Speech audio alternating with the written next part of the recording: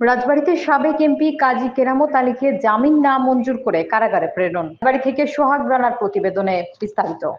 বৈষম্য বিরোধী ছাত্র আন্দোলনে হামলা এবং গুলিবর্ষণের অভিযোগে গত ৩০ আগস্ট কাজী কেরামত আলী সহ ১৭০ জনের নাম উল্লেখ করে রাজবাড়ী সদর থানায় মামলা দায়ের করেন রাজীব নামের এক শিক্ষার্থী। মামলায় অজ্ঞাতনামা আরো ৩০০ জনকে আসামি করা হয়।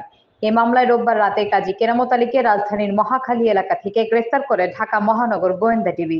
বৈষম্য বিরোধী ছাত্র আন্দোলনে হামলা মামলায় রাজবাড়ী ১ আসনের সাবেক সংসদ সদস্য এবং জেলা আওয়ামী লীগের সহসভাপতি কাজী কেরামত আলীর জামিন না মঞ্জুর করে কারাগারে পাঠানোর নির্দেশ দিয়েছে আদালত।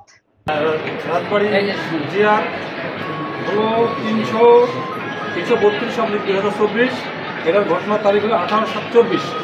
এই মামলায় ২ নম্বর আসামি হুকুমের আসামি, তার হুকুমে অন্যান্য আসামিরা আগ্নেয়াস্ত্র, দেশীয় অস্ত্র সহ বৈষম্য বিরোধী ছাত্র জনতার উপরে আক্রমণ করে, তাদের আহত করে, বোমা বিস্ফোরণ করে ভীতিকর পরিস্থিতি তৈরি করে।